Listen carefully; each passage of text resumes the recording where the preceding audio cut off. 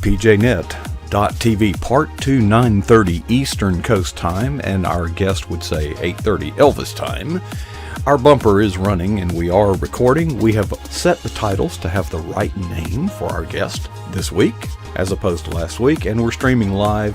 Our chat room's waiting. Without further ado, counting down to Studio 13.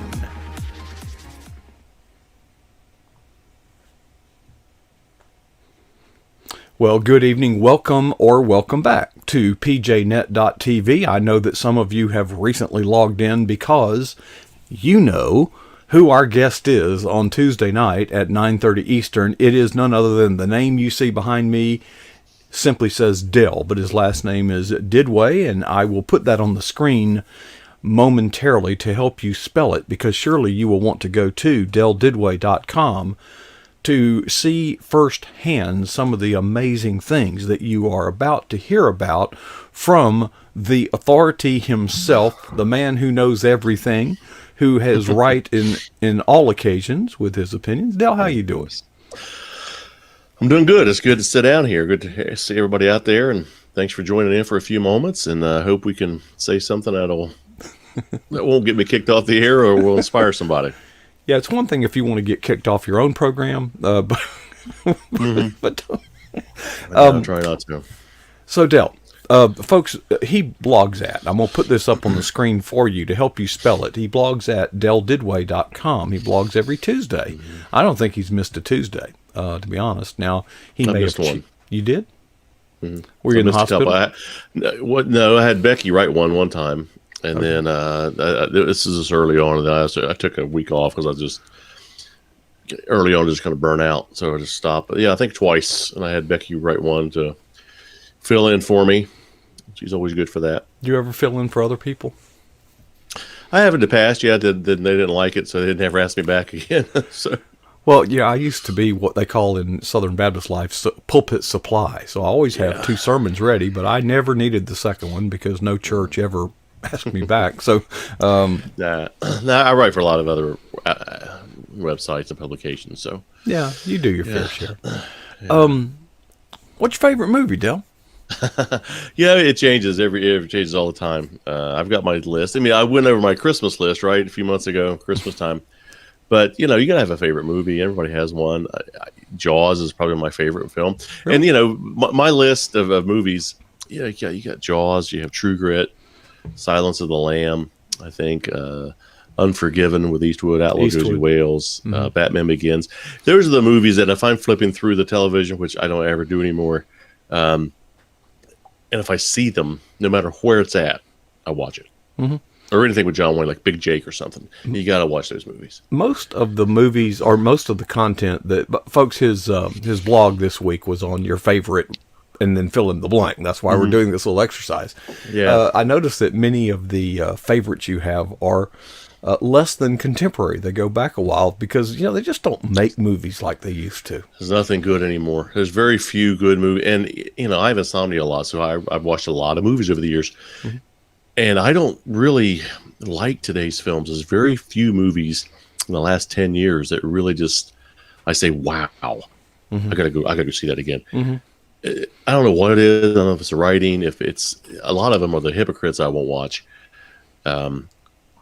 So yeah, I just don't see anything good lately that I will just go spend my money on. So yeah, I like the older movies. They're better written. They're acted so much better. I mean, I think today's graphics are better, but there's very few film actors who are just. Well, and I'm not trying to pull the pin on your grenade, but back in the day, movies were written to entertain. Today, they are written to propagandize to some, they're trying to convey some feeling that the producer or director has, and it's their right. They can do what they want. But let's move on because I don't want to get your blood pressure up. No, I'm fine. So I don't have to see it. They can write it and they can produce it. I don't have to watch it. So amen. Amen. Yeah. And I wish people would do that. If they get offended by something, just keep going. Yeah. If there's I want to know who is in charge of this cancel culture, because I've got like a gazillion things I want to tell them to cancel. Yeah. And but who's over it? Really, I don't know who's the CEO of the cancel culture besides Right. the liberals. I got upset when Gillette did that thing about toxic masculinity. And it wasn't it wasn't a big deal, I don't guess, but I haven't bought a Gillette product since. Didn't last long. I know, but that's I didn't insist that they pull it off the air, and No. you know they if they think that that's their version of what a man should be. I remember the scene. Boys don't play like that. Oh yes, they Yeah. do. Anyway, all right. Yeah, I know. Favorite musical artist? Oh, we got a lot of those. When I have time to listen, obviously we just went to Graceland, a few months ago, and Elvis, and love Billy Joel music, and I love Nora Jones. I mean, she's my hall pass. So I love Nora Jones' music, and then just so many of them to choose from. And you can always try to throw my wife in there because she's a good singer. I don't know if you knew she sang and played the piano. Did you, Mark? I knew that she was quite the pianist. Yeah, she's played since she's I think 8 or 9, and she plays by she can play by ear. She doesn't even know she doesn't play anything. Really? And in church, if people get up to sing, she can just follow them, and If she knows a song, she can play it. no, she'll know the song. Yeah. Yeah. So, and she sings. Her and her family sing. So yeah. Wow. So those, I love a wide. I like a different. I have a wide range. I like Johnny Cash. I like, good country. I like Garth Brooks. So Johnny Cash made your list, didn't he? oh yeah, I love Johnny Cash. Who doesn't like Johnny Cash? I mean, if you're Johnny Cash was a rebel, but he was also patriotic. And something that Elvis always incorporated in his shows was there was always a song about America. Always, one or two songs, and always some gospel songs. And I don't know if the Dixie Chicks would ever do that, but he always honored America because the country helped give him all of his riches. So. Yeah, he was one of my favorite entertainers, and in part for the reasons that you just mentioned, is he was just one of us that made it big and never forgot. With all of the stardom and celebrity, he kept his feet on the ground, and his voice never failed him once, ever. No, and he kept his political opinions to himself. He sure did, and he served in our army. Served in the army. He sure did. He could have taken a pass. He would be canceled today because he was served in the army. He honored America. He kept his mouth shut on views. Oh my gosh, they would cancel him. Yeah, he would be a real loser. We have some real morons out there today. Okay. I don't remember. I'm trying to kind of jog my memory. I'm about to pull up the blog page. Favorite books? You're a writer. Do you have any favorite? Well, I hate to read. I'm a writer. I hate to read. I have a lot of good books. I like Ann Coulter's stuff. I know here in the last couple of years she's kind of made a turn, but I like her. I like biographies. I like old stories about Reagan and Bush and. More historical books if I read, and of course a lot of my author friends. I read to learn. I'm not a YA person, young adult, but I love Becky's stuff.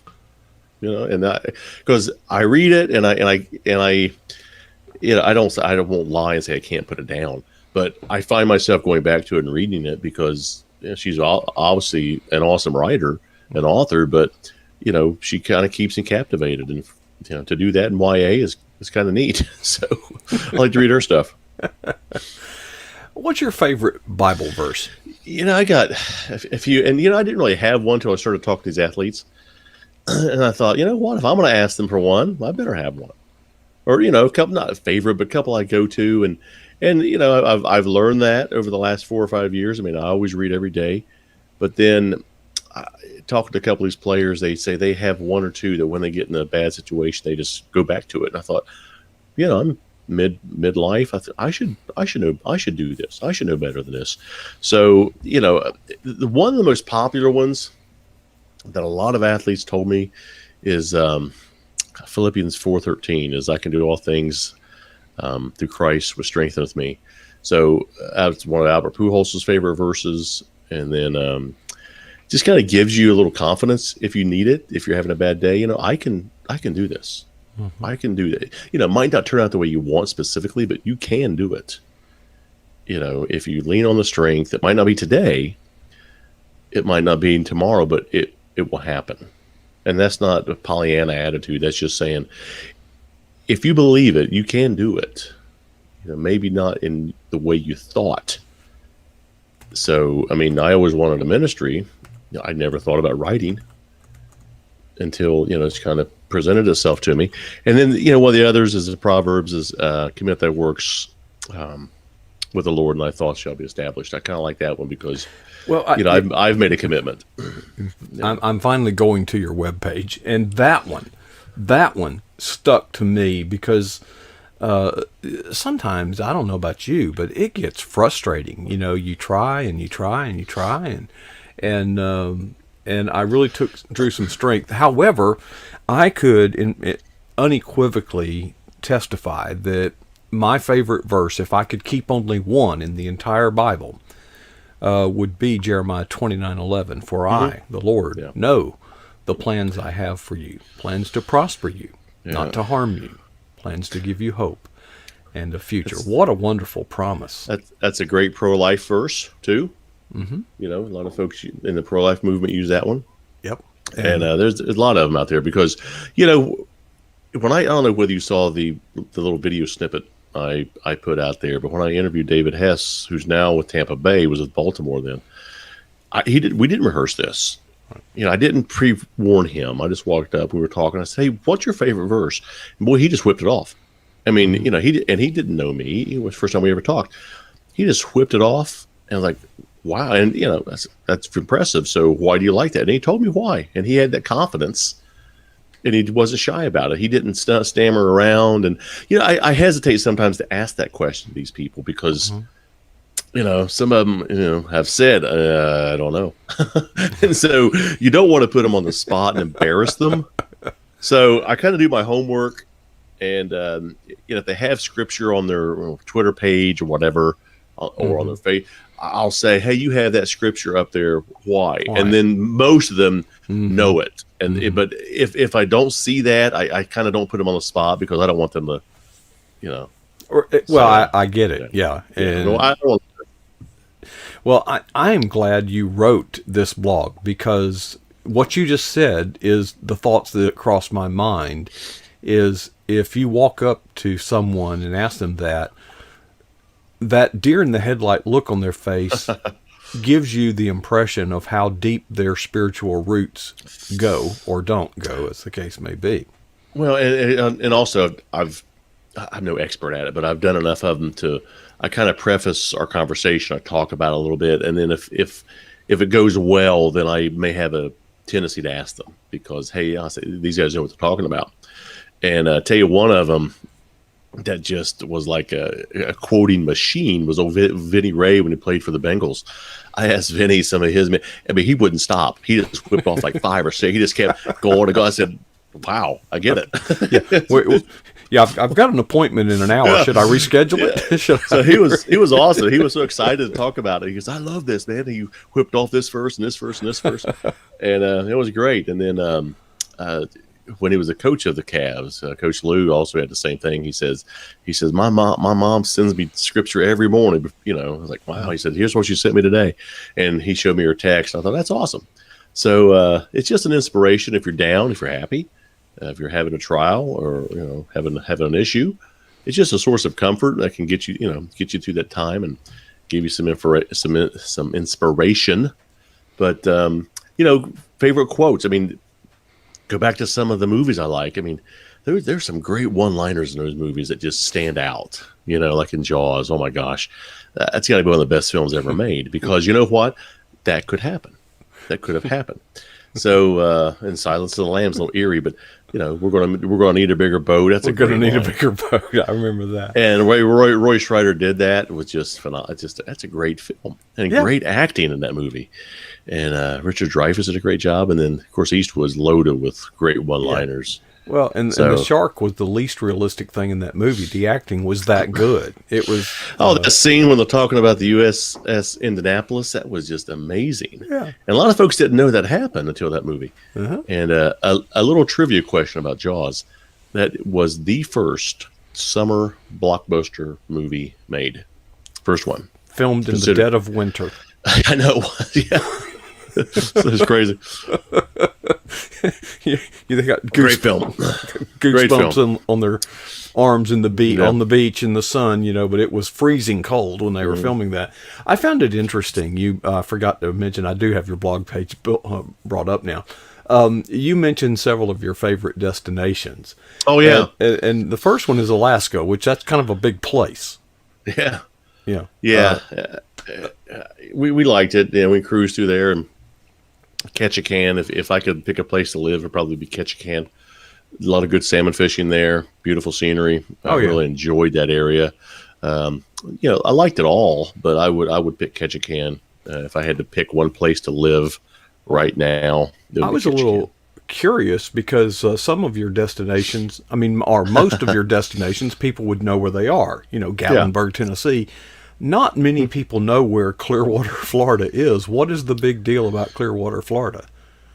Good fishing. It's just right up the right up the coast from Fort Myers. I've caught the shark that's on my wall. Yeah, I caught him there, not on that wall, but he's above my fireplace. Got a nice blacktip shark there.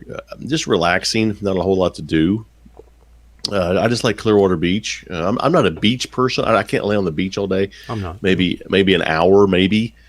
But I like the water. And Clearwater, there's a lot. You got Tampa's close by, so you got some really good. One of my favorite restaurants is down there. It's in Indian Rock, which is just south of Clearwater, about 10 miles. So we'd like to go there. A little dive. There are a lot of good Greek restaurants in that area. Columbia, yeah. There are, but I'm I love seafood. I love to catch and eat.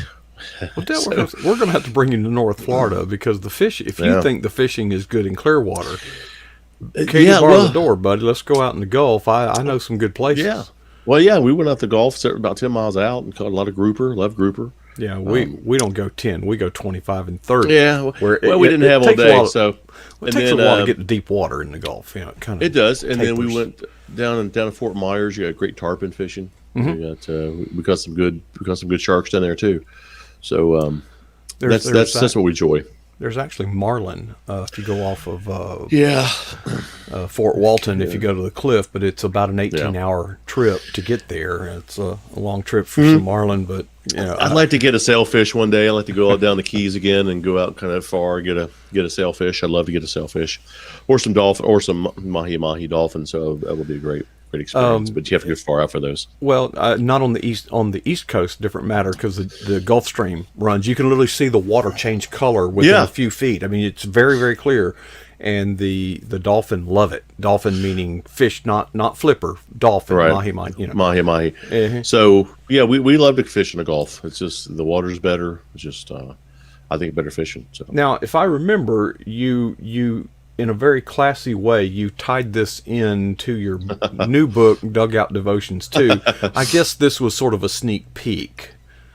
I guess, yeah, because David's in the book. Yeah, there's a chapter based on our conversation, and of course, we just launched the book. I'm always looking for a cheesy way to promote the book, so you got to take advantage of that. And I enjoyed my conversation with David's not a well-known player, but he's a good pitcher. And we had one of my better conversations. I really enjoyed our chat together out there. We talked up in Cleveland, and of course we did have the launch last week of Dugout Devotions 2. Little cheesy promotion here. So thank you for those who've already got it. I know we had a little glitch with Amazon right when it launched, but New Hope Publishers was quick to jump on that and get it rectified. So. Well, folks, if you think his blog is great, which you do, his podcast, I think you will find equally interesting because I listen to that either on my way, usually on my way back from work Saturday, or on my way to work Sunday. Either way, it's an enjoyable about 15 minutes. And you talked about, normally if you have the chance to meet and talk to somebody of the stature of Pam Tebow, it has an impact on you. But his impact on you goes way beyond his sports. Oh yeah, and in fact, I'll probably post part of our interview next week or a week after on Facebook or us on Twitter. Just a little just a little 45-second snippet of our conversation. So, Tim's a very inspiring guy, and I gave a little background about why he started, the Tim Tebow Foundation, and why they started the Night to Shine event, which we volunteer at, and that actually helped me land the interview with Tim. Mm-hmm. So I didn't do it for that reason. But you didn't know it at the time when you volunteered. No, but I thought, show the guy who's handling a picture of, me in my tuxedo, shiny shoes. So it kind of, I thought, why not? Well, and you've met Tim's mother as well. But we've met Pam 2 or 3 times. We brought her in to our area to speak at a pro-life event. We're involved in our local Right to Life chapter, and my wife was one of the officers, and we actually brought in Pam to speak at a pro-life event, a little dinner rally type of thing, a little fundraiser, and my wife got to pick her up at the airport and kind of got to know her a little well. And so we ran into Pam again about a few years later up in the Poconos, up in the mountains of Pennsylvania, on a little book signing event, and she was there signing the book. I was there signing the book, and she remembered after we told her. She says, "Yes, yeah," and she talked all about it. And so we were able to get a picture. In fact, I sent her some books today, actually, to try to get to Tim. So we have her contact information. So just in case you don't know, folks, Tim Tebow is and Pam and his mother Pam are very powerful voices in the pro-life movement because Tim Tebow should have been, by all reason, aborted. Every doctor was advising Pam, his mother, to abort that baby, but she refused, and this is how it turned out. Now, I'm sure next time you see Pam, if you remind her of this, she will remember. The first time she ever spoke professionally was at our annual fundraising banquet, and the reason that she spoke is that the person we had booked was Mike Huckabee. And we had sent the deposit check and all of that, and then he won the Iowa caucus, and his campaign sent us a letter and a check saying he won't be there. So we were just sitting there fumbling around wondering what to do, and I don't remember who brought it up on our board, but they said, well, maybe Tim Tebow's mom. And she had never spoken professionally at that point. Yeah. So ours was her first professional speaking gig. So I'm sure when you bring that up next time you see her, she'll remember it with a smile on her face, right? I hope to bump into her again soon. And she's a tiny, petite lady. Yeah. But her story was she was there were some complications during her pregnancy, and she was kind of suggested or advised to abort because they feared for her health. And obviously she refused, and if she had listened to them, if she'd taken the advice, we wouldn't have Tim. That's right. So very powerful message that she talks about, and so that's why we brought her in. We had a great turnout that night too, because obviously the name Tebow, and we had a little private reception for some fundraisers prior to the event. Right. So she was gracious with that, but that also helped me because I showed the handler not only a picture of me in my tux shining shoes, but a picture of us with his mom. So he's like, this guy's probably legit, so he can talk to him. So it was good. And got to wrap it up here, but Tim Tebow is announcing his retirement. He retired from baseball. Yes, I understand that. He's married now, and the life of a minor leaguer is not as glamorous as a major league. They travel on buses. So it's not the lifestyle that major leaguers play. So kind of saw that coming once he got married. I thought, maybe he doesn't need to play. No, he doesn't need it, but he loves baseball, and so. I can't blame him there. I don't know what he's going to do yet, but we hopefully will be able to reach out to him and try to get a couple of promotions if we can for the book. Maybe he'll be more available. Like I say, he is not lacking for platform or offers. I'm sure he can do whatever he wants to do, but I think at this point in his life, Yeah, he probably needed to throw And that overboard. and you know what? People packed out stadiums when when this team showed up, and it Mhm. wasn't to see him play baseball. I don't think, because I mean he was good enough to be at that level, so he wasn't, but I don't think he'd gone, you know to the big leagues. But people were there because they liked the message he has, and they wanted to maybe see him not, maybe hit a home run, but I think they really wanted to see him pray with somebody, Mhm. or hug a kid. That's what they want to see, because people want that. Despite what you hear in the fake news, people want to be encouraged, and there's no encouragement right now. If you flip on any news outlet, there's no encouragement. It's all doom and gloom, Mhm. and people need that encouragement that he gives, and people like Franklin Graham, and people like Tim Tebow, and hopefully some of these athletes like David Hess today. So hopefully they can give some encouragement.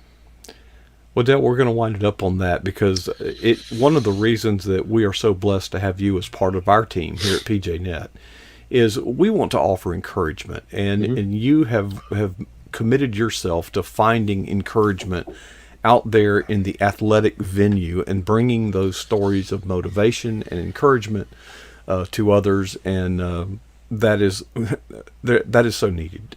Some of the celebrities of sports are anything but an encouragement today, but you find the real heroes out there and tell their story.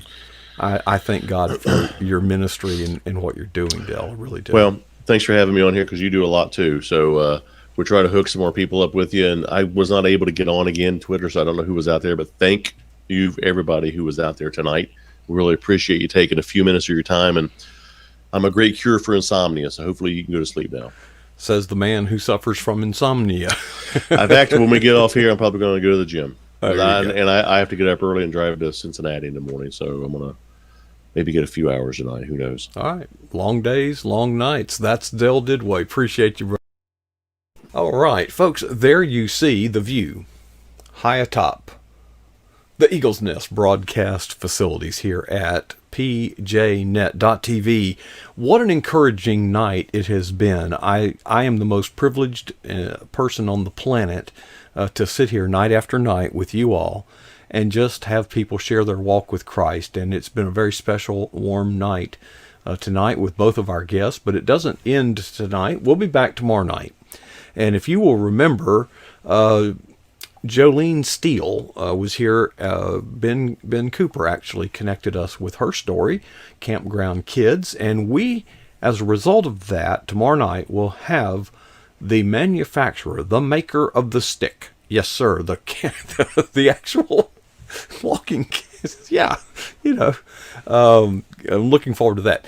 On another note, I mentioned this last night, and I don't want to say more than is appropriate, but I mentioned last night that one of our family members, Doug Carter, is seeking a opportunity to be on board with Lieutenant Governor's Mark Robinson's. He's commissioned a study on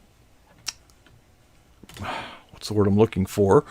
Our education system, and yes, I want to say propaganda, but anyway, he's trying. He feels the Lord calling him to do something there, and I've got an update from him today that seems to make it even more likely. Indoctrination is the word that I was stumbling all around and couldn't find.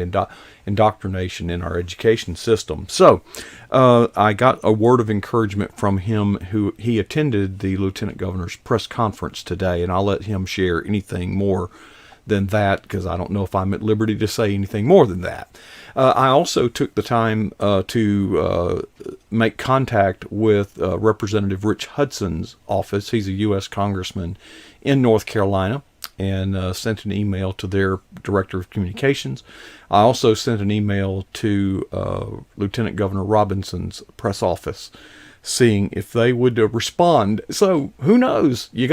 Folks, a lot of these emails go unanswered. I know you've probably sent similar ones yourself, but if you don't swing the bat, you can't possibly hit the ball. Now, it's not often that you will hear me use a baseball analogy on this program, although I love all sports to some degree. I love what they mean in the lives of many.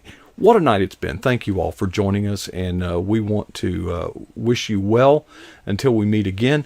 What I'd like to do before I leave, though, is ask you to ask yourself 2 questions.